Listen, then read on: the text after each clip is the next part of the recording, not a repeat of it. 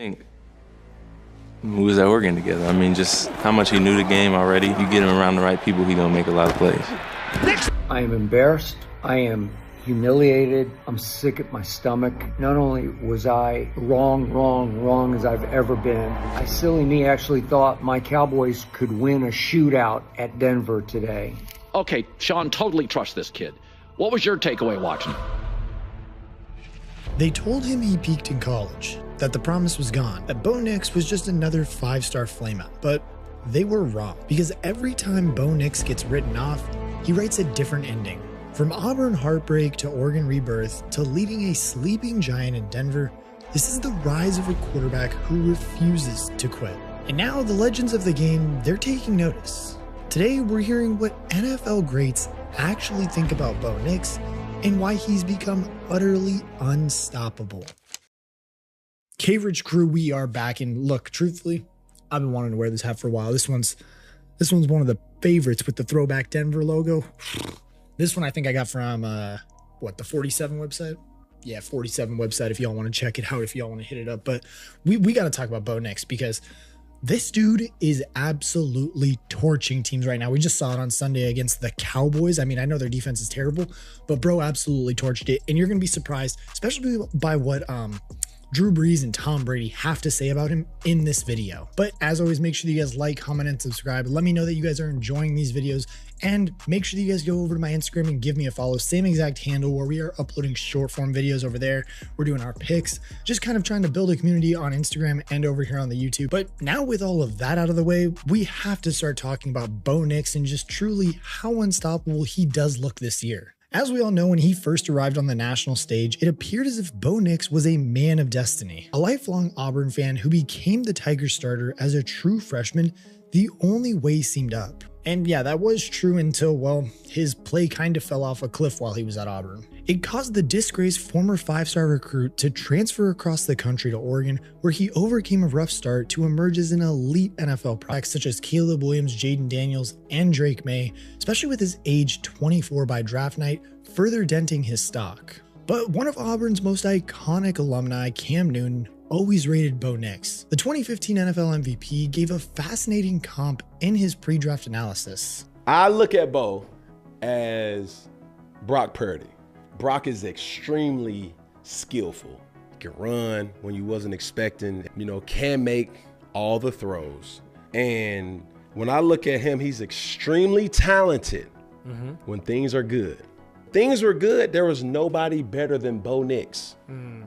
When adversity came into play, there was nobody worser than Bo Nix too. Has all the upside, can make every single throw, and I know, and I will say it again, there's no better quarterback in the draft when in rhythm than Bo Nix. But it's like when he's hot, he's hot. But when he's cold, god damn. I know a very strong take, but that is a strong one. That's just what I've observed to be. I think he'll be a steal in the draft. So come draft night, Nix was the last quarterback selected in the first round, going 12th overall to the Denver Broncos, where he would be in an ideal position to fully fulfill Cam Newton's Purdy comparison. I mean, look, we all know in San Francisco, Brock Purdy, he's got Kyle Shanahan as the offensive guru. And well, in Denver, Bo Nix, he was getting set up with Sean Payton, truly who I think is an even bigger, just kind of offensive guru than Kyle Shanahan is. But I don't know, because what Kyle Shanahan's doing over there with backup quarterbacks while Purdy, and then when Jimmy Garoppolo was hurt and all that, that's just crazy. If you're just a backup quarterback, go to the Niners and he'll resurrect your career. Justin Fields, I'm looking at you. But anyway, Sean Payton was another offensive guru notorious for his long and fruitful partnership with Drew Brees to get the most out of him at the next level. And now look, coming into Mile High 2, there are some lofty expectations when you go to the Denver Broncos. That's thanks in large part to Hall of Famers such as John Elway and Peyton Manning, who both brought Lombardi's home to Denver during their respective tenures. Manning actually knew Bo Nix from his time at Auburn and was excited when the Broncos picked him in the draft. I remember, just talking to Bo when he was thinking about transferring, and so we've kind of stayed in touch, and I'm super happy for him to be here. I think it's a great fit for him, and I can tell how excited, Sean is to have Bo here. Zach Wilson is the one quarterback that I don't know personally, but I reached out to him when he signed. So sounds like they got great competition over there. That's always good, makes everybody better. And so I think the quarterback position is in good shape. And, I think Sean's system is extremely quarterback friendly. I never played in it, but, played against it and watched it and know the success that, Drew Brees had and Tony Romo had. So it's the kind of system that I'd like to play in, right? It's very quarterback friendly. And now look, as we all know, most quarterbacks, they thrive in Sean Payton's just kind of offensive scheme. So, I mean, really his floor was fairly low, but that's kind of the cool part too, because while his floor was so high, his ceiling was, well, it was Drew Brees or Peyton Manning. And speaking of Drew Brees, he knows Sean Payton better than almost anybody in the NFL and offered Bo Nix some words of wisdom ahead of his rookie campaign. What is the piece of advice you would give Bo Nix? Because Sean can get hot. Sean's going to be demanding. Your personality can handle it. Is there a piece of advice you'd give Bo Nix? Yeah, be just as demanding right back to him. Okay.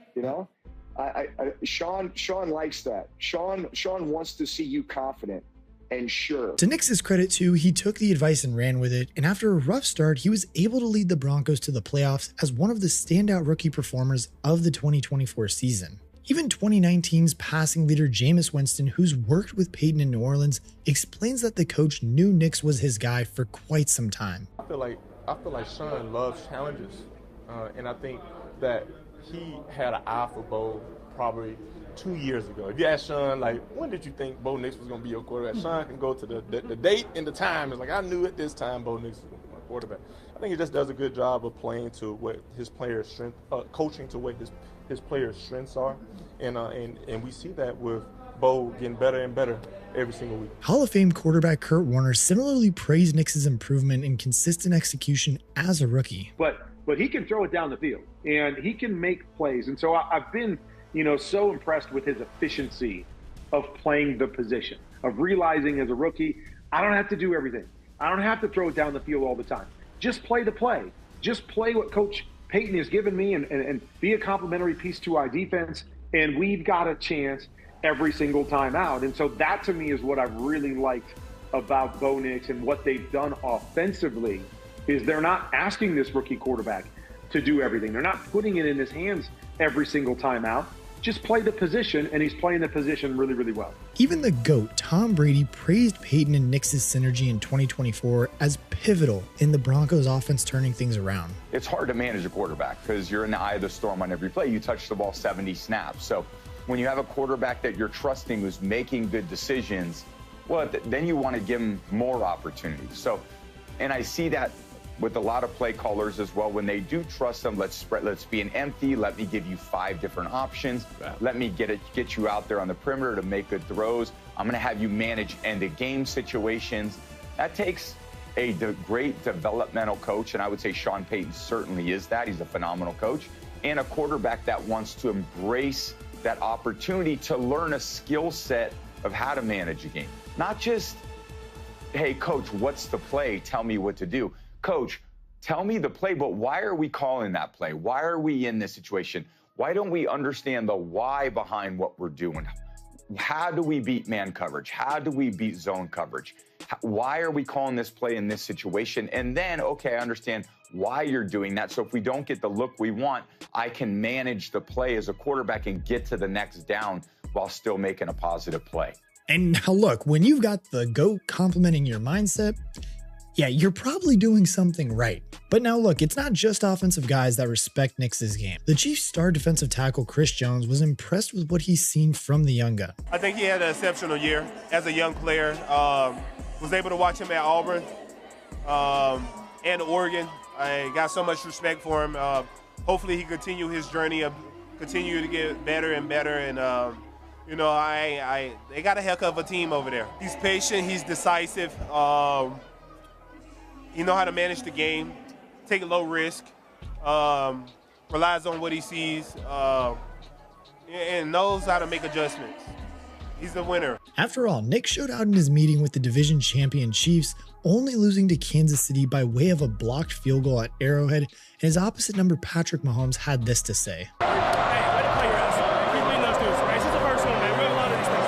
Sean Payton said after that game, Mahomes found him and simply said, "You got one."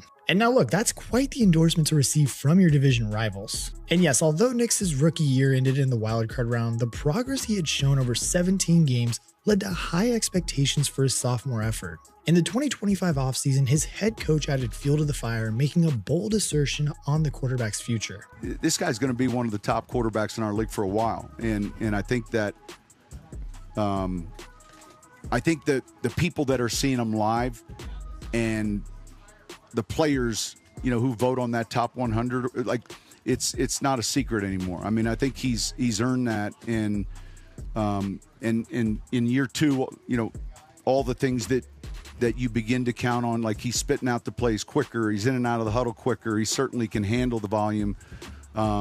It's been fun to work with. Since Nix and Peyton are clearly well matched, this kind of hype shouldn't have been too much of a surprise, with the 2025 Denver offense drawing comparison to the coach's best in New Orleans. In fact, Bo Nix spent time with Drew Brees during the offseason to prepare for the big year ahead and clearly left an impression on the first ballot Hall of Famer. I know Bo was more than excited about coming into this second season, feeling like there was a whole nother level of comfort. Man, he had a great plan for what he wanted to get better out this offseason, where he wanted to improve. Man, he's such a natural athlete, tons of experience coming out of college, 61 college starts.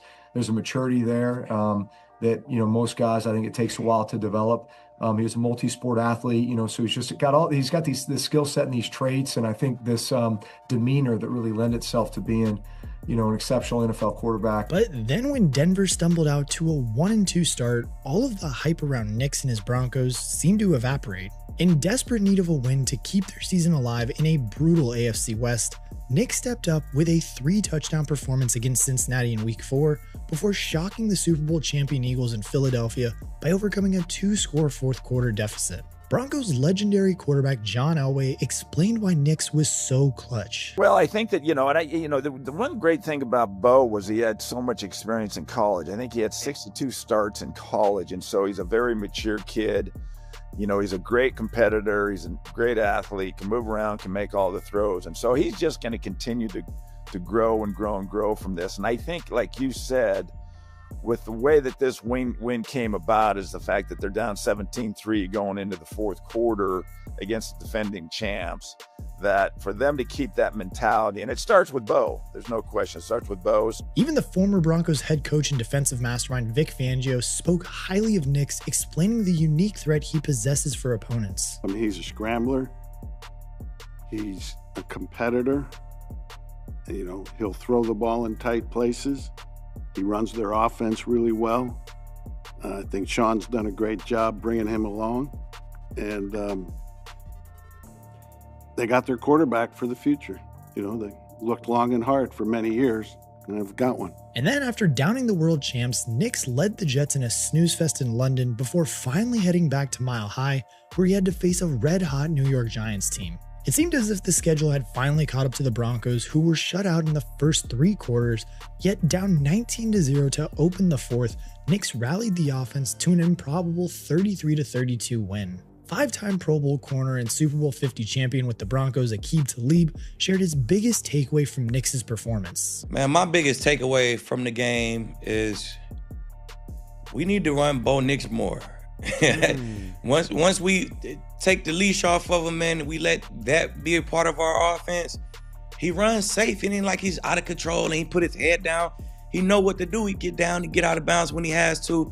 But he's deadly running the football, in my opinion. So I think that can help our offense get cranked up a little bit, man.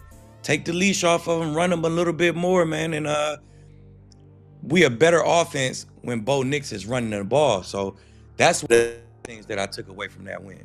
And yes, that's right. In a game where Nix had 2 touchdowns and 279 yards through the air, he was still decisive with his legs, adding another 2 scores on the ground at nearly 10 yards per carry. And this is really what kind of just makes Bo Nix just so unstoppable, is he's that sneaky kind of athletic guy that you don't see coming, really. And really, if you kind of find a way to shut down their passing game, he's still going to find another way to punish you, whether it's through the run game with his legs or, well, he'll just try and continue throwing the ball. Given the situation he's in too, with an offensive-minded head coach widely revered as a quarterback guru, with an everybody-eats defense that can play lights out, there's no telling just how far Bo Nix can take this Broncos team in 2025 and beyond. Every era in Denver begins with a spark, and right now the spark wears number 10.